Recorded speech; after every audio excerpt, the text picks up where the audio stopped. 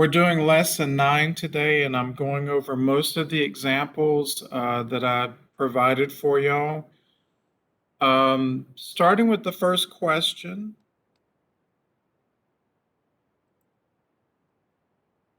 A body moves on a coordinate line such that it has a position given, position is S, on the interval going from time 0 to time 5, with S in meters and T in seconds. Find the body's displacement and average velocity for the given time interval, and find the body's speed and acceleration at the endpoints of the interval, and finally, when, if ever, during the interval does the body change direction? All right, recording has resumed. This is the first example I shared with you guys from the other day. I supplied the notes, and we need to answer these 3 questions. Now you need to find the displacement.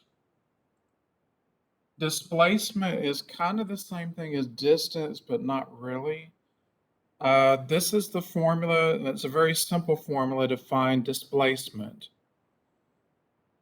Displacement just means change, like a slope or derivative. So the change in displacement is equal to f of the time plus the change in time minus f of t. Don't get too caught up in the notations. Delta t just means the change in time. T plus delta t just means where your time ends. So this part here is actually just 5 seconds. And t is your initial time. So according to the interval here, our initial time t is 0. So all we need to do to find the displacement is, first of all, everywhere that we see a t in our original position function, this one right here, I want to plug in 5. So we'll plug in 5 everywhere we see a t.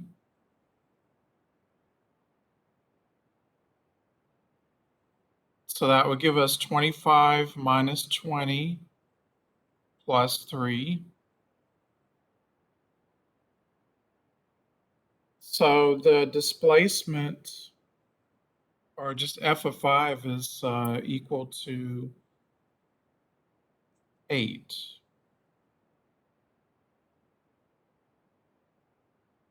Now we need to find f of 0. Again, use your original f of t or position function. And this time around, everywhere you see a t, plug in 0.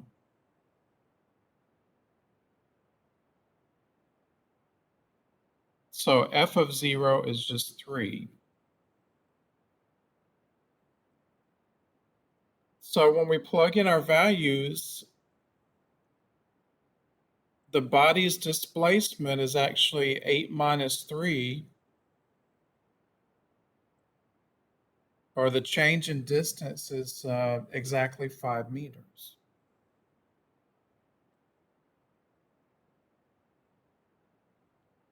Any questions about part A? No, sir. Okay. Part B, it says find the body's speed. Oh, I'm sorry, I didn't finish part A, excuse me. The rest of part A, we need to find the average velocity. I actually do have a question about part A. Yes. So where there's the regular T and then the delta with the T, does the delta mean initial? Delta means change. Change. Okay. So So it went from, oh, go ahead, I'm sorry. I was just gonna say, so how did you know which T was the 5 and which T was the 0? Well, the initial T is where you start. So it Okay. started at 0, Mhm. and we just added 5 to get this expression. Okay. Yeah, you just add the beginning and the end of your interval, and that's how you get this particular expression. Okay. Now, the average velocity does not require taking the derivative. It's just the displacement that we just found divided by the change in time. Well, the change in time is easy to find. That's going from 0 to 5 seconds. So the change in time is just 5. Our displacement is 5. So the average velocity for our given body is 1 meter per second.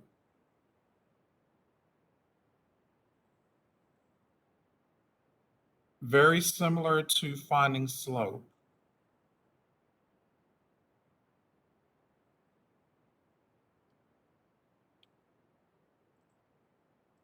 Let's see what part B is looking for.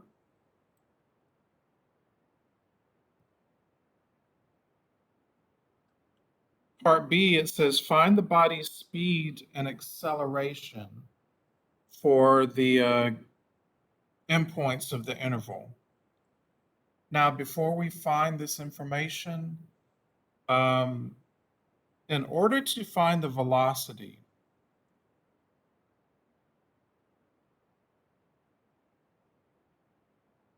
you just take the first derivative of your position function. Velocity from physics, velocity can be negative. It's like where you're stopping and starting. But speed, of course, has to be positive. So speed, whatever we get for the velocity, we have to take the absolute value of it.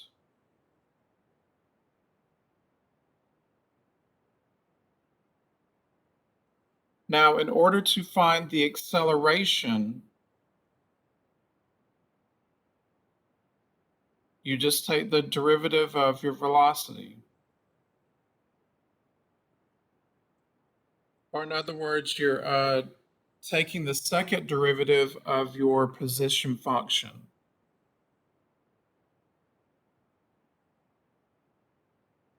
So for part B, let's first find the body's velocity.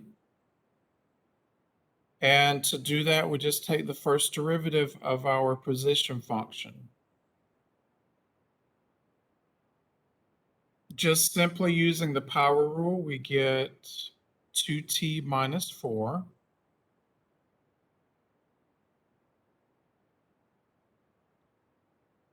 Now, in order to find the acceleration,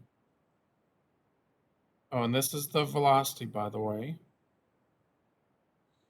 In order to find the acceleration, we take the derivative again.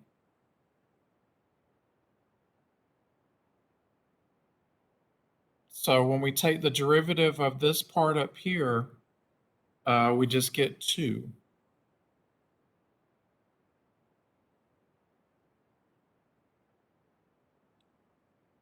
Now the directions say find your speed and your acceleration at the endpoints. I have a question. Go ahead. How did you know that the derivative of the 2t minus 4 was just 2? Oh, you just use the power rule again. Okay. The t is understood to be to the first power. Mhm. And you just move the 1 up to the front. That Mhm. still makes it 2. and you subtract 1 from your original exponent. Okay. And we know a non-zero base to the 0 power is 1. Right. Would it still be helpful to print out the rules for the test tomorrow? Oh, absolutely. I don't mind you using the derivative rules. Okay. Matter of fact, I encourage you to since there are so many of them. Right. Okay, let's find the body's speed and acceleration at our given endpoints. So our given endpoints are t equal to 0 and t equal to 5. So all we do is plug these two values into our velocity. So starting with 0,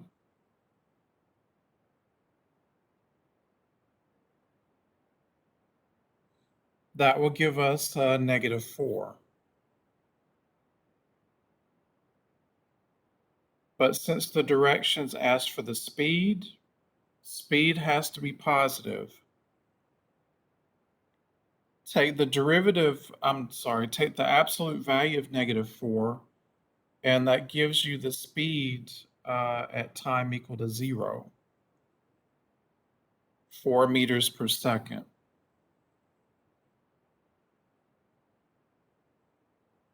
Now let's find the speed when the body moves 5 seconds later. Again, use this velocity function that we found and replace your t now with 5.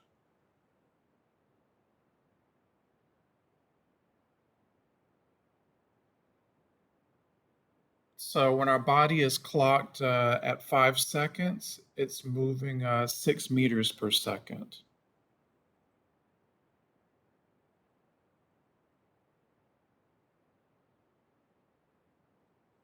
Any questions about how we found each speed?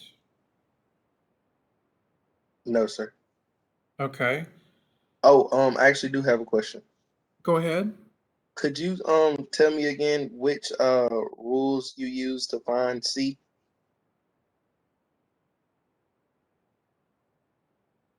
To find C.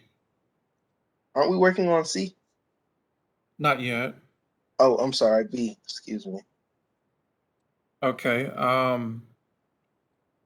To find the velocity, you just take the derivative of your given position function.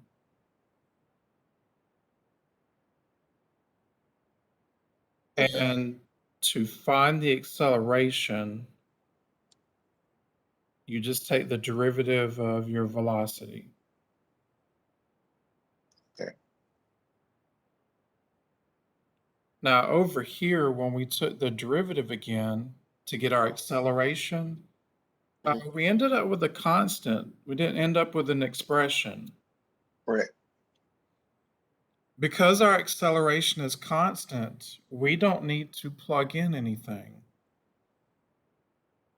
The acceleration at both endpoints will actually be 2 meters per second squared.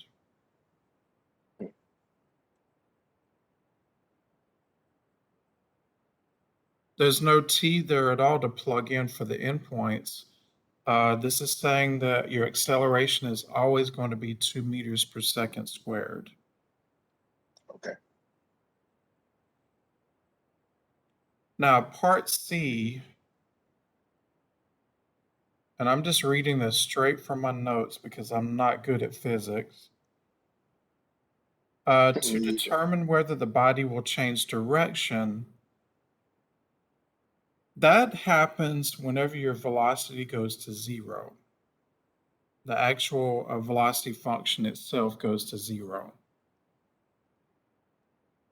So let me make some room here and I'll show you what I'm talking about.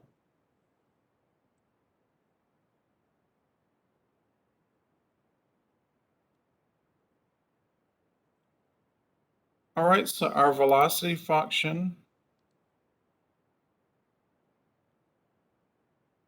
we found it was 2t minus 4. Now, according to physics, general physics, when your velocity hits 0, then that's the time when your body or object will change direction. So what we do is set v of t equal to 0 and actually solve for t.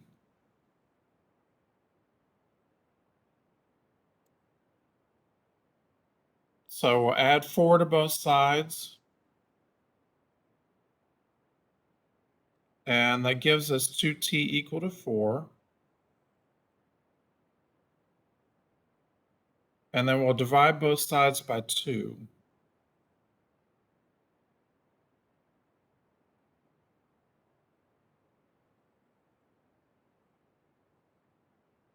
So we need to prove that our body does change direction at 2 seconds. Now, another indicator of a body or an object changing direction is if there's a sign change.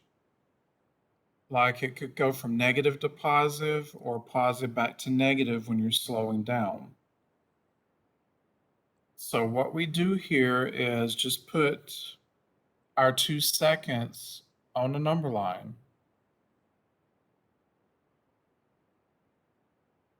Now we have restrictions here. Our time only goes from 0 to 5.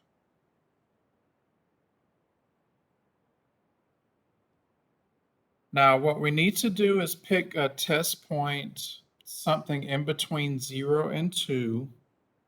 Let's just use 1. And let's pick something between 2 and 5. Let's say t equal to 3. Again, what we're doing currently is we are showing that at t equal to 2, our body changes direction. And an indicator of that is there's a sign change on your number line. Now, first up, let's plug in 1 for t. So that will give us the negative 2. And in our first derivative, we'll plug in 3 for t. And that gives us a positive sign. We have a sign change on our number line. It goes from negative to positive. So since we have a sign change, or since the signs change, that proves that our body will change direction when the time is 2 seconds.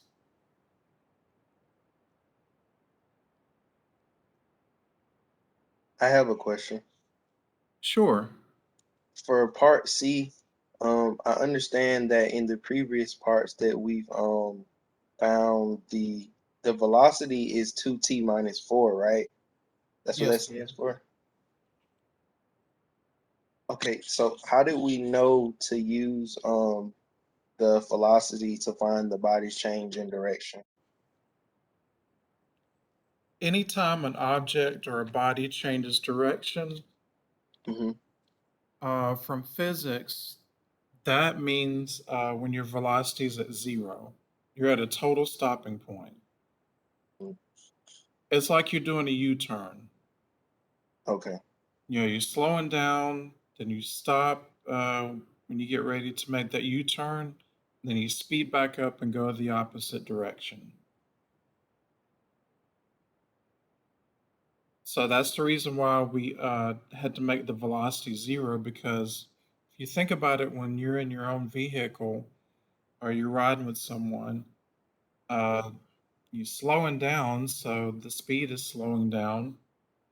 And when you get to 0, that means you're changing direction or going another location. Okay. So change in direction always denotes velocity. As far as I understand, yes, sir. Okay. Are there any other questions before we look at our next problem? No, sir. Okay, let me copy and paste the next question onto our page.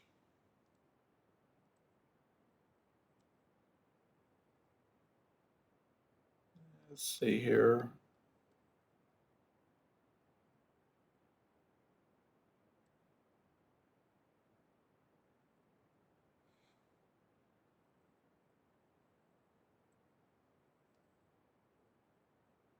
Okay, give me 1 second to copy and paste the next problem. And the next question is actually similar to what we just did with question 1.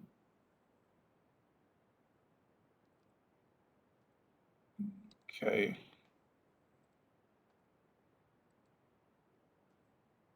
Can you see this question okay on your end? Yes, sir. Okay.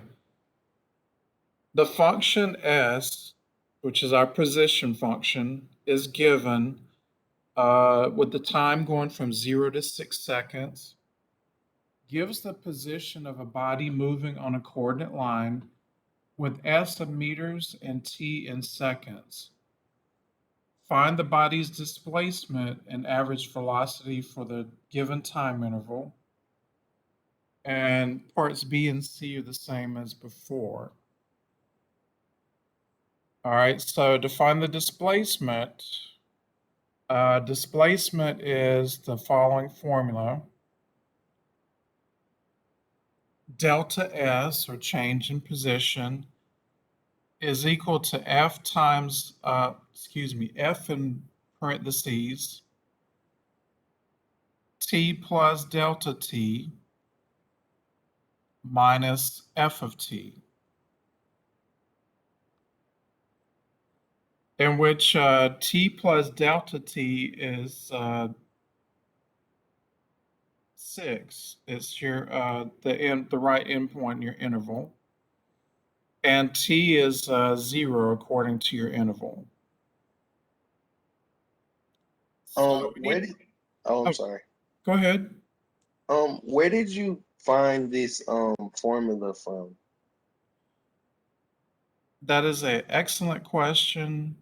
I actually got these from my notes that I shared with y'all in Blackboard. Mm, I don't remember the section exactly, but if you Okay. look in your digital textbook, hmm um, just search for displacement. It should be one of the first few chapters. Okay. And displacement, these are the type of questions that was on the last homework. I believe it was homework 5, right? Uh, 5 was continuity. Okay. But I remember it was a homework and it was mostly word problems, kind of like these with Okay. multiple parts and stuff. This these problems I'm going over today, you'll see in or you have seen in lesson 9. Okay. Let's see. First of all, we need to find f of 6. So everywhere you see a t in your original position function, you plug in 6.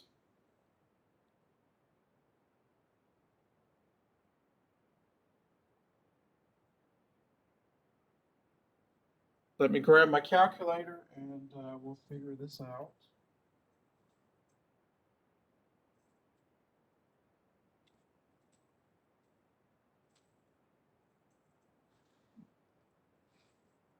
Just have to watch your signs here.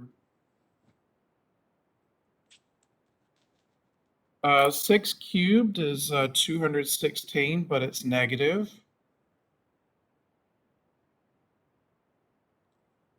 6 squared is 36 times 18 gives us 648.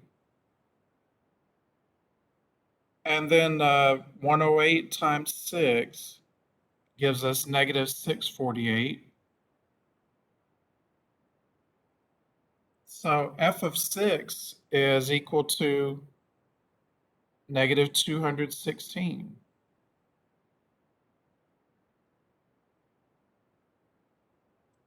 Now, we need to find f of 0, plugging in the other endpoint in our interval.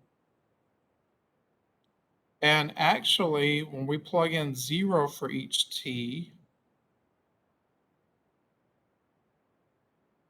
everything goes to 0.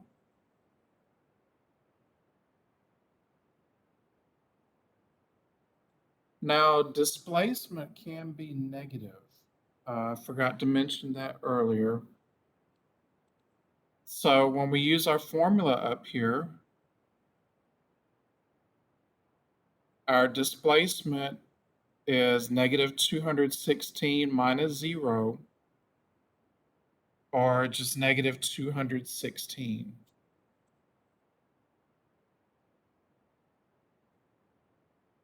So displacement can be negative.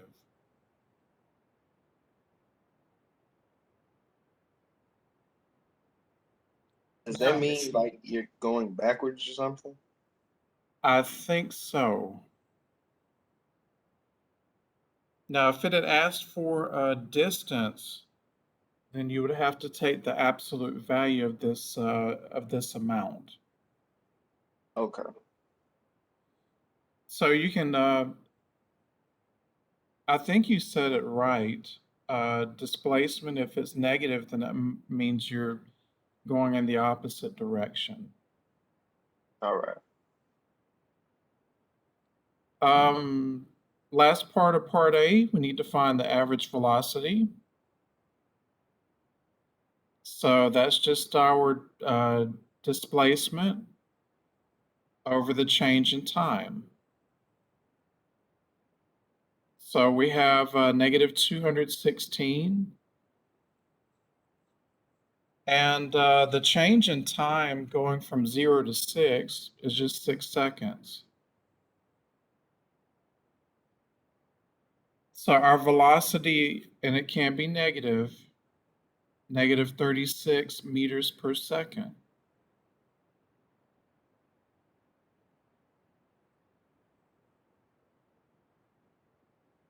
Are there any other questions about part A? No, sir. Okay. Part B, find the body's speed and acceleration at the endpoints of the interval. So over here, let's take the derivatives.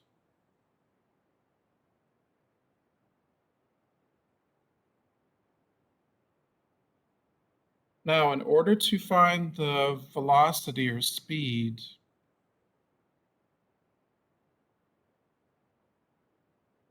and because we are talking about speed, we eventually, if need be, put our answer in absolute value. But to find the velocity function, take the first derivative of your position function.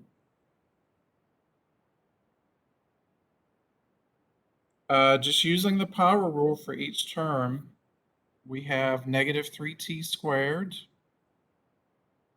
plus 36t minus 108.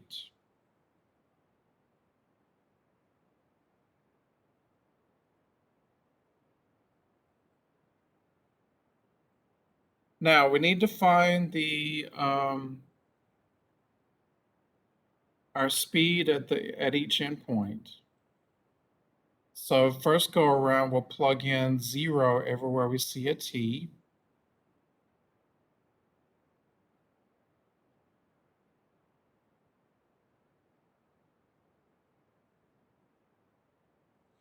And that actually gives us negative 108. But because we're looking for speed, and speed has to be a positive value, we must take the absolute value of our answer. So our speed at time 0 is 108 meters per second.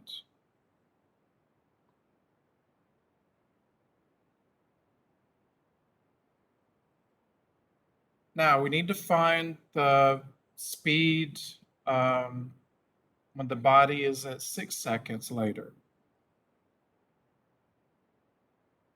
So everywhere you see a t in your velocity function, plug in 6.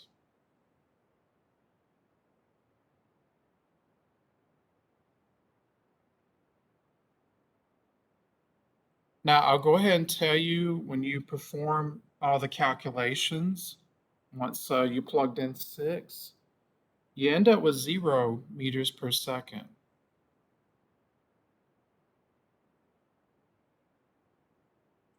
So that's the speed at each endpoint. Are there any questions before we find the acceleration? No, sir, I'm actually able to follow you. That's very good considering the fact I am not good at physics, so I try to keep it as simple as possible for myself too. Okay. Thank you. You're welcome. Now to find the acceleration over here, just take the first derivative of your velocity. So we are using this function right here, and we're taking the derivative of it. Again, using a simple power rule, our derivative is negative 6t plus 36.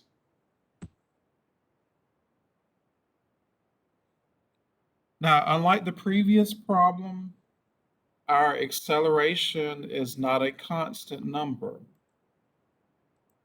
So for this one, we do have to plug in our endpoints.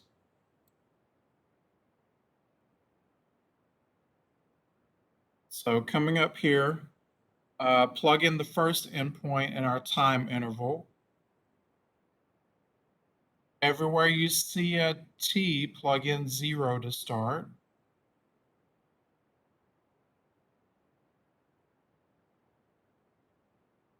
And that gives us 36 meters per second squared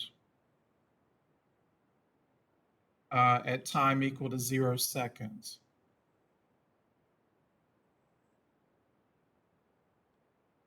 Now let's find the acceleration at 6 seconds. Again, where you see a t in your acceleration function, plug in 6.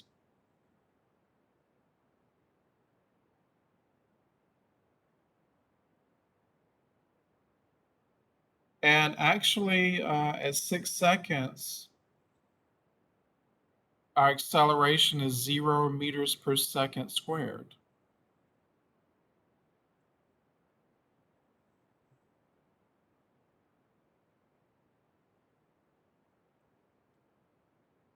Any questions about how we found the acceleration at each endpoint? The only question I have, so before you told me that I could look up the formula for displacement in the textbook. So most of these formulas for the physics problems, are they in the same chapter with displacement? I believe so, yes.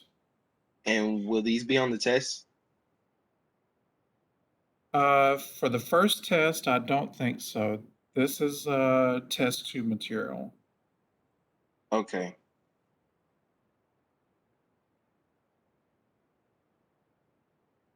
Let's see. Part C, when, if ever, during the interval does the body change direction?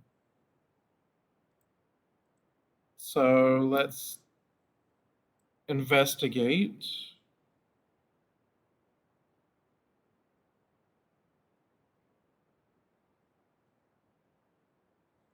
And again, I'm just reading this strictly from my notes.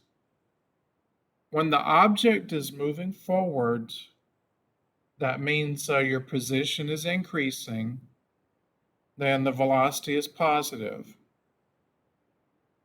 When the body is moving backwards, s is decreasing, then your velocity is negative. Just note that, let's see, our velocity function was, let me write this back down, negative 3t squared plus 36t minus 108.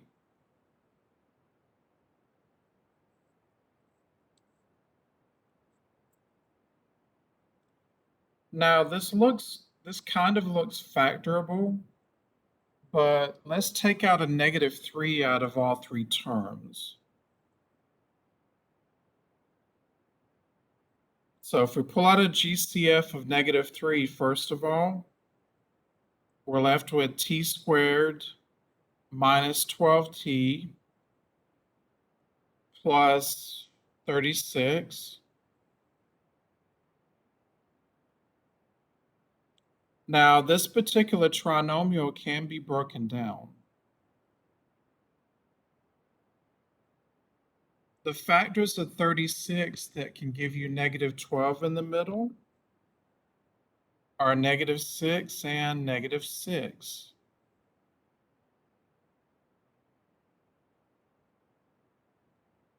Because we have 2t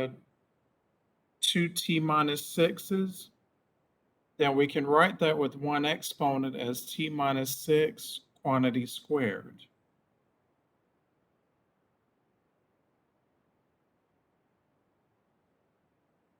Now, no matter what you plug in for t,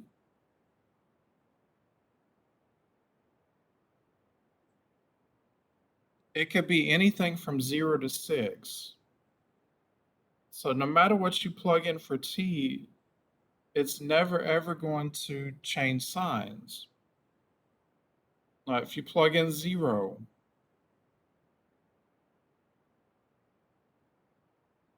that would be negative 3 times negative 6 squared.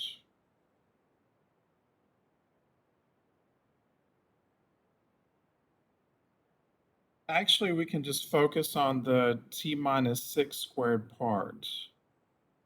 Let's focus on that.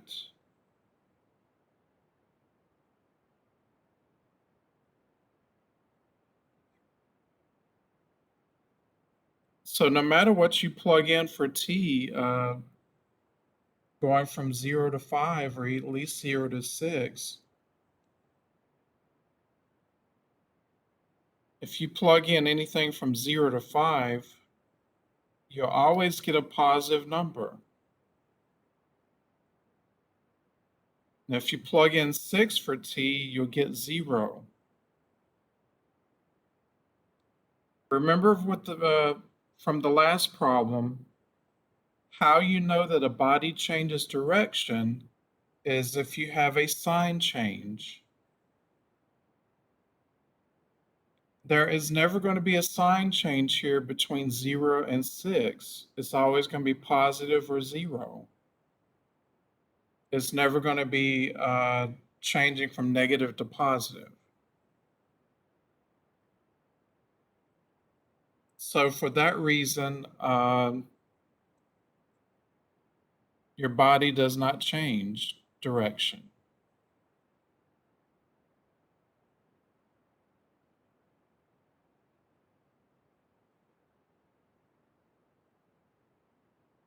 Again, in our interval, no matter what we plugged in from 0 to 5 for t, it always gave us a positive number. There was no change in signs, so therefore there's no change in our body's direction.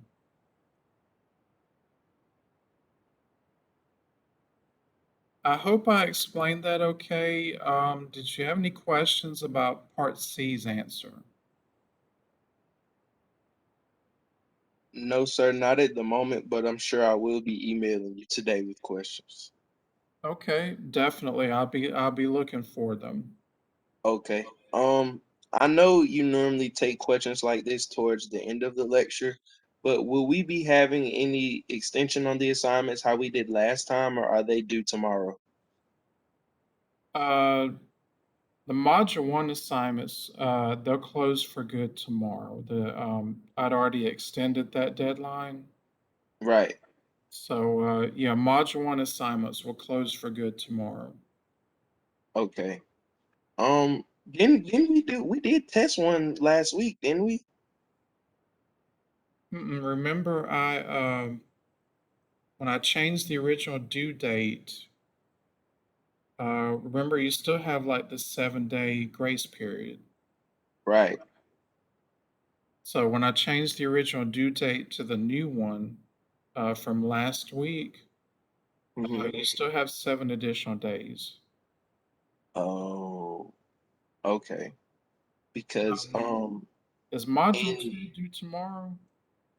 yes, sir, it actually is. The assignments are due on the 10th. Okay, I'll once class is over, I'll extend that due date also. Okay, because those were the ones that I was kind of concerned on because Uh-huh. I was working on pretty much those and especially the lesson 9. Lesson 9 was really challenging Let's see here. because I just assumed that we had a Okay, the next question also involves speed and acceleration, and also something a little new, finding total distance a body travels. So let me pull up this next problem and we'll explain it.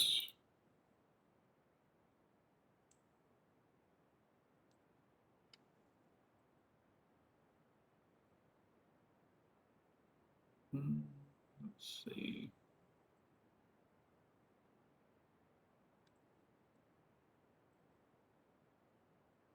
All right. At time t, the position of a body moving along the S, as in Steve, axis is given. Find the body's acceleration each time the velocity is 0.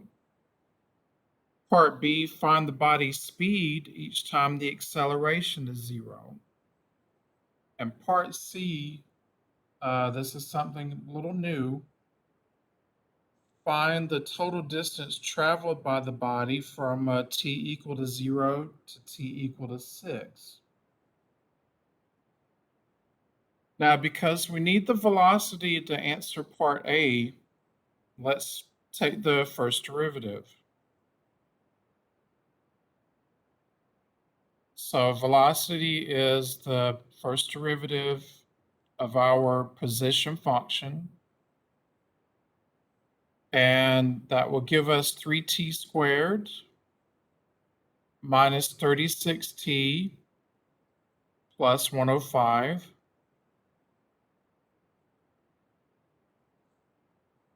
Now the key phrase there, each time the velocity is 0. So while we're at it, let's set our velocity function equal to 0.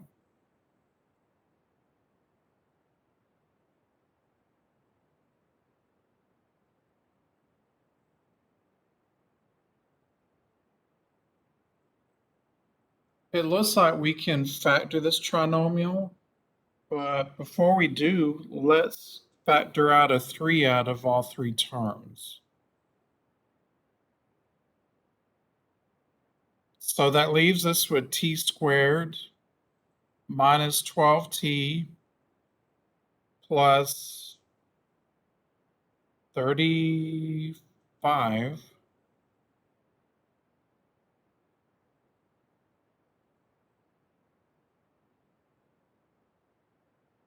and this is factorable. We can break down our trinomial as t minus 5 and t minus 7.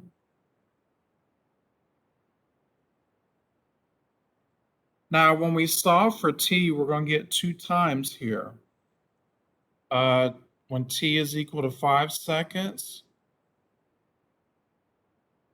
and also t is equal to 7 seconds.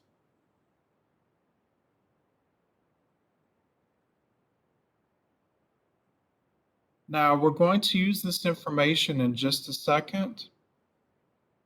We need to go back and find the body's acceleration. So that means take the derivative again.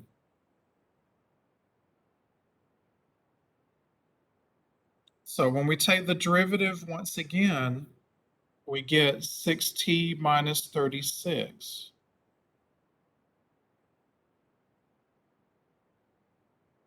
Now, before we find the acceleration each time the velocity is 0, are there any questions? No, sir. Okay. Now, what we do is those 2 times that we just found, we're going to plug them into our acceleration function.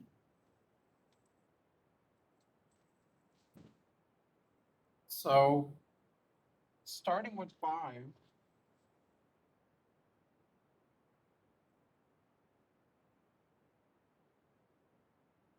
we get 6 times 5 minus 36.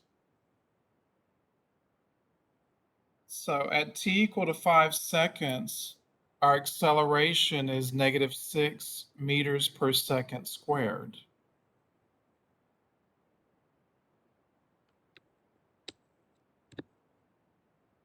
Now we also need to find the acceleration at 7 seconds. So everywhere you see a t in your acceleration function, plug in 7. So it looks like at 7 seconds, our acceleration is positive 6 meters per second squared.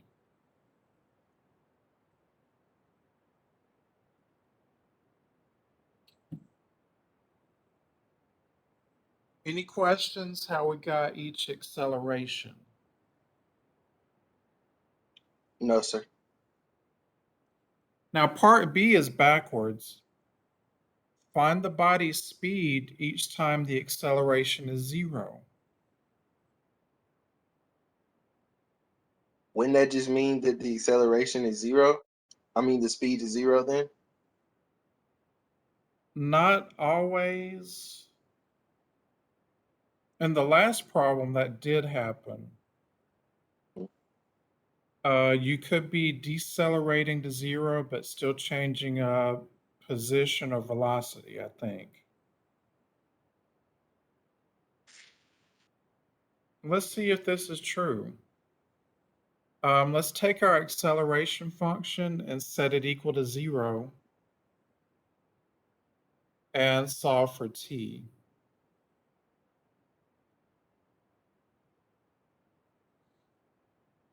So when we solve for t,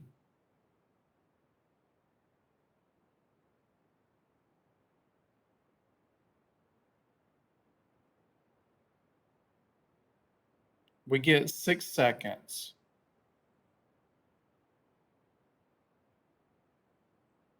So at 6 seconds, that's when the acceleration is 0.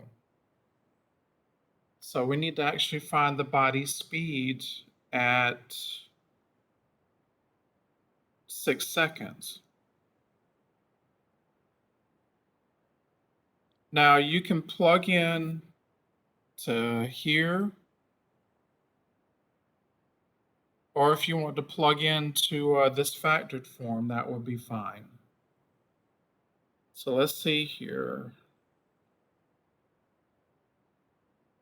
3 times 6 minus 5 times 6 minus 7.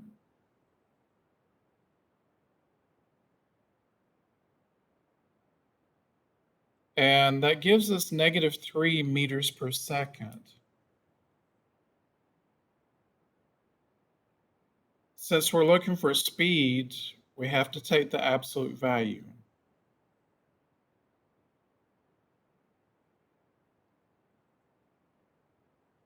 So it looks like at 5 seconds, you're decelerating. At 6 seconds, your velocity is 3 meters per second. And your acceleration would actually be 0. And then at 7 seconds, you're speeding back up, if that makes sense. A little, a little, but I have to go back over it. Okay. And I'm just reading this straight from my notes about velocity. When your when your object or your body is moving forward, in other words, s is increasing, your velocity is positive. And when your body is moving backwards or decreasing or going down the hill, your velocity is negative. All So right. there is such a thing as accelerating and decelerating, but velocity just refers to when it's 0, it's changing position. Okay. How about when it's not 0? When it's not 0, then if it's negative, then that means you're going in the opposite direction, I believe. Okay. Again, not 100% sure, but I think I'm explaining it correctly.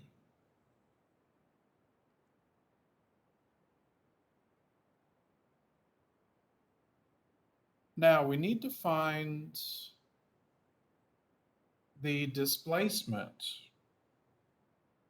and the total distance. So to find the total distance, we need to find the displacement first.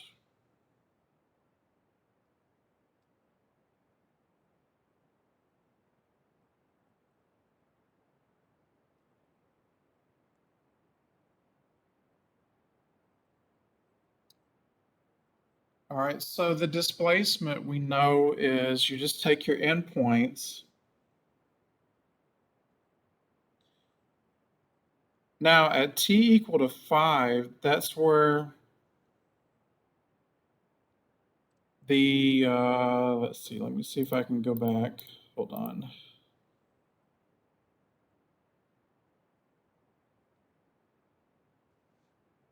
We have to include 5 seconds. We don't include 7 seconds because that's not in our interval from 0 to 6. But we have to take in consideration what happens at 5 seconds. So we have to break down our displacement.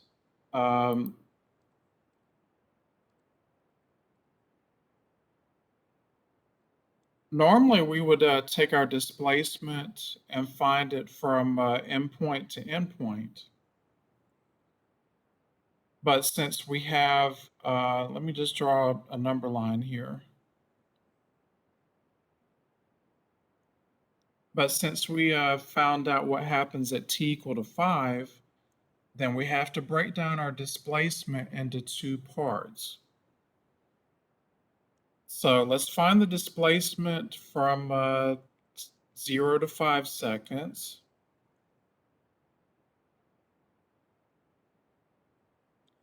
And then we'll have to find the displacement picking back up at 5 seconds to 6 seconds.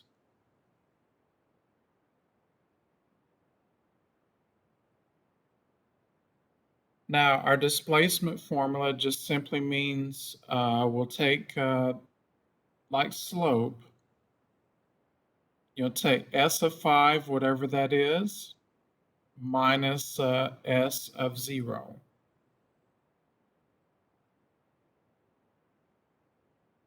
Now for this problem, I'm not going to show you, it's just simple plugging into your original position function. So when you find both amounts, you should get 200 meters exactly for that displacement.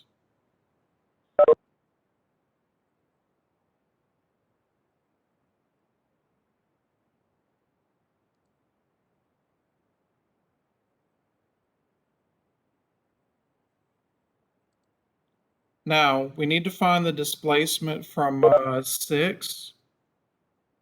from 5 to 6 seconds. So that would be S of 6 minus S of 5. And again, not showing you the actual plugging in part. That's pretty straightforward. But when you find S of 6 and minus S of 5, you'll end up with negative 2 meters for the change in displacement. Again, let me go back over why we had to include 5. 5 is where it decelerated, if I remember correctly. So we have to examine what will happen there. It actually stops at 5 and picks back up, if I'm reading it correctly. So we have to split our displacement, our times, into 2 separate intervals. First interval going from just 0 to 5. And then the second interval going from 5 to 6.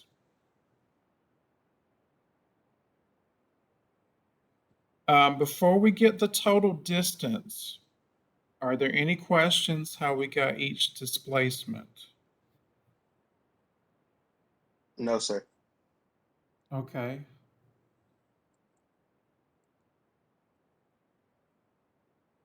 Distance, you guys know, has to be positive.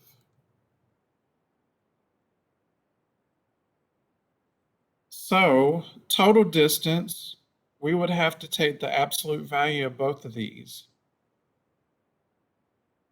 So the absolute value of 200 is still 200. And the absolute value of negative 2 is positive 2.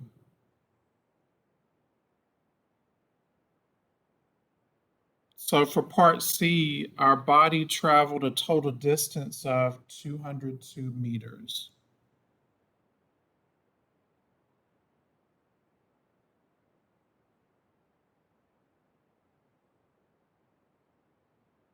Any questions about parts A through C? No, sir. Okay. I'm going to skip to question 5.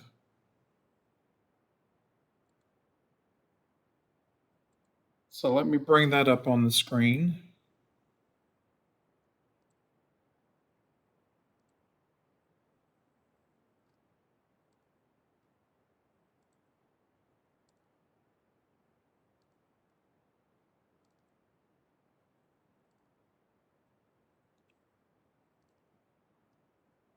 All right, give me 1 second to copy and paste it, and we'll take a look at it.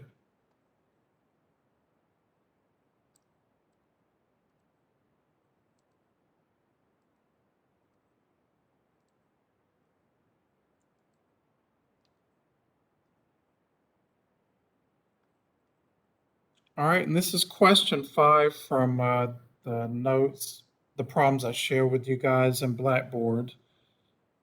A rock is thrown vertically upward from the surface of the moon at a velocity of 44 meters per second, reaches a height of s equal to 44t minus 0.8 t squared meters in t seconds. Find the rock's velocity and acceleration at time t. All right, so we take our position function,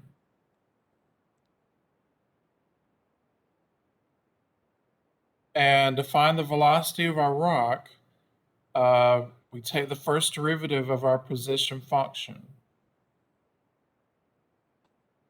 So that will give us 44. And we still use the power rule, even though we have a decimal. You move the 2 in the front and multiply it times 0.8. That gives us 1.6. And you still subtract 1 from the original exponent. So that is negative 1.6t.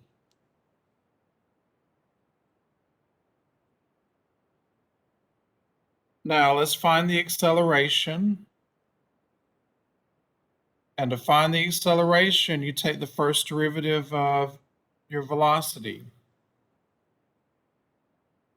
The derivative of 44 is 0. And the derivative of negative 1.6t is negative 1.6 meters per second squared.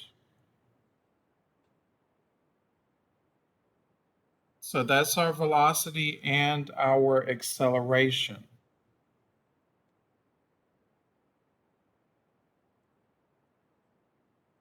Any questions about either function? No, sir. Okay. Part B, how long does it take the rock to reach its highest point? The rock reaches its highest point when the velocity is 0. So we just set our velocity function equal to 0.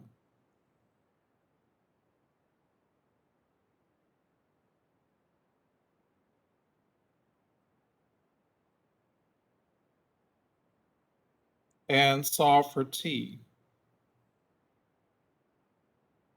So when we solve for t here,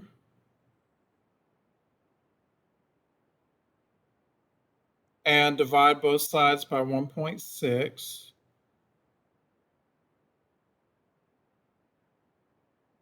we get, and you leave this as a decimal, 27.5 seconds.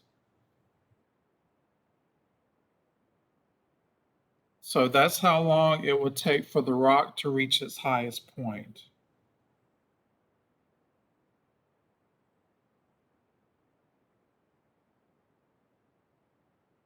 All right, let's look at part C. How high does the rock go? All right, we'll take our answer we got from part B and use it to solve part C. Now what we do is go back to your original position function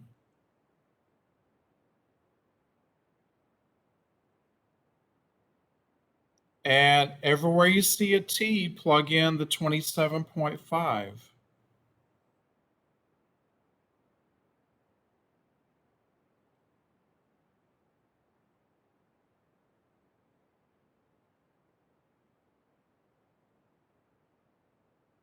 Now, not showing it to you here, you can easily find this information on your calculator. But when you do the calculations, you end up with exactly 605 meters. So that's how high the rock will go.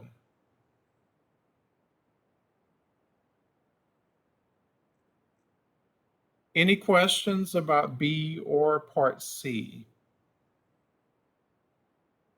No, sir. Okay.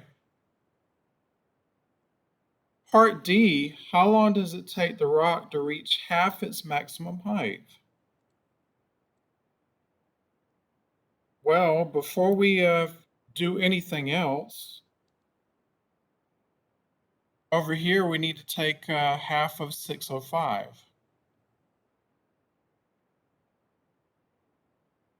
So half of 605 is 302.5.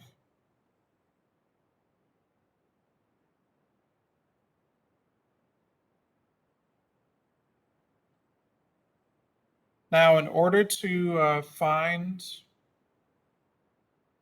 the time where the rock reaches half its distance or half its maximum height, again, we need to use our position function. So let's bring it down.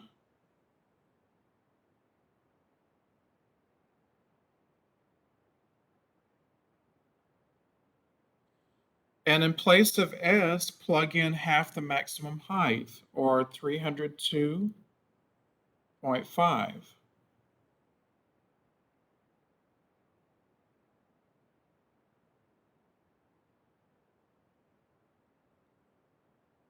Now, in order to factor or find T, we need to get all of our terms on one side, and we've got to have 0 on the other side. So all I'm doing now is just taking the 44t and negative 0.8t squared and moving them to the left-hand side. So that would be 0.8t squared minus 44t plus 302.5 equal to 0.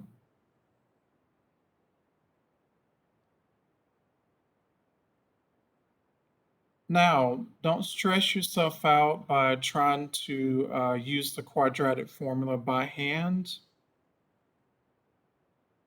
You can search on Google for a quadratic formula calculator. So I'm going to show that to you in just a second. But first, with the quadratic formula, remember we have an A, a B, and a C.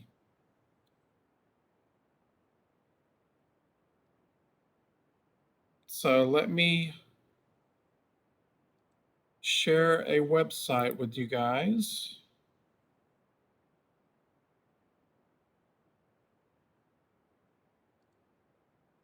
And I'm just going to, let's see, Google. Can you see the Google page on your side?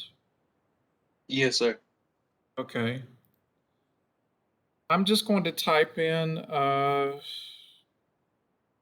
quadratic formula, oops, if I can spell it right, calculator.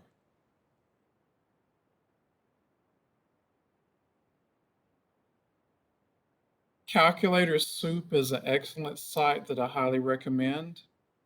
So I'm going to click on it.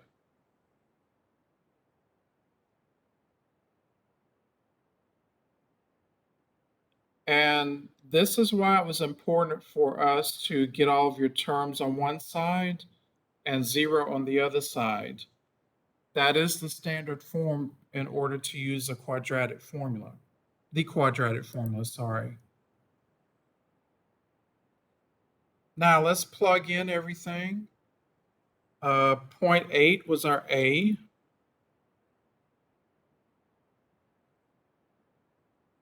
Negative 44 was our B.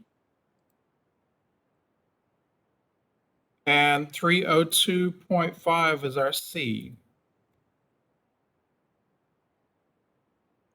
Click on calculate.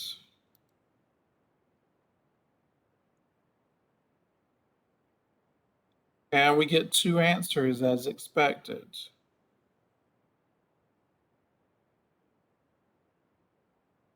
So let me screenshot these 2 answers, and let's go back to our whiteboard.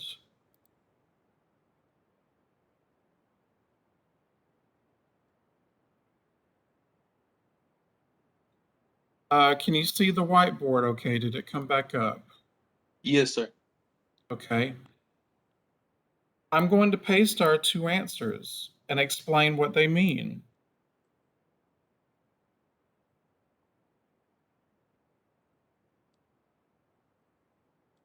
The 8.05 seconds is when your rock is going up.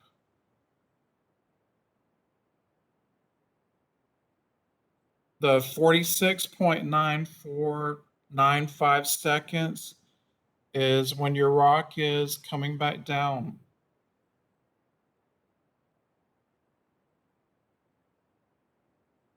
So you'll have two answers.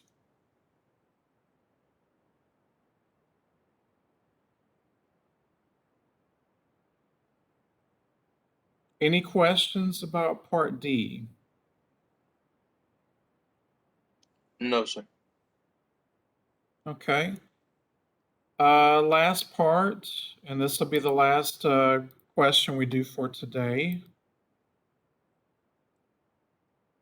Part E, how long is the rock aloft?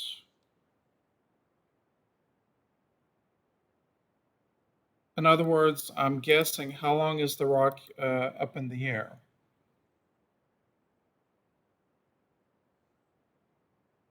So what we do is, again, use our position function. And we know that our position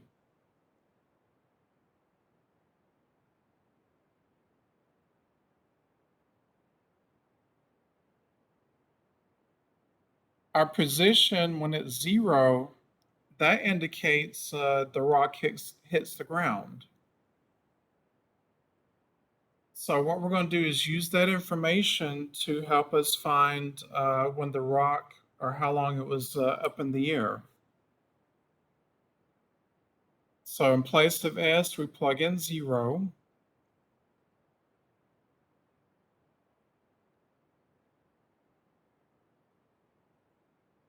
Now, only thing you can do here is take out a GCF of t from both terms. So that will leave us with 44 minus 0.8 times t.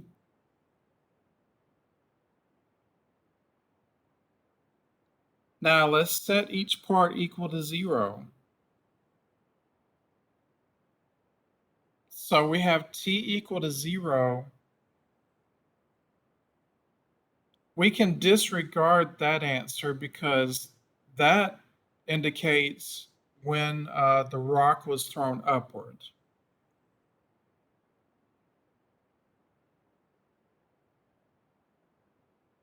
And let's solve the second part here. So when we solve for t,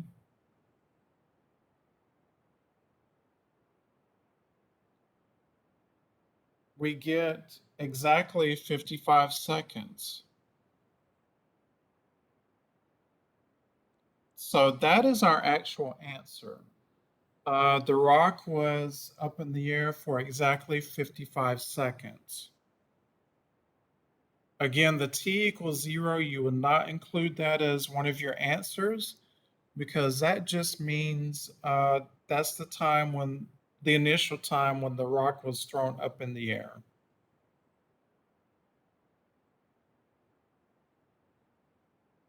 Any questions about part E or anything that we've discussed today?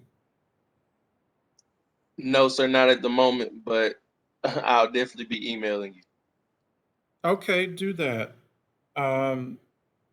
Remember, y'all have the Ask My Instructor help tool for most of the questions. So definitely use that feature and I can help you directly. All right.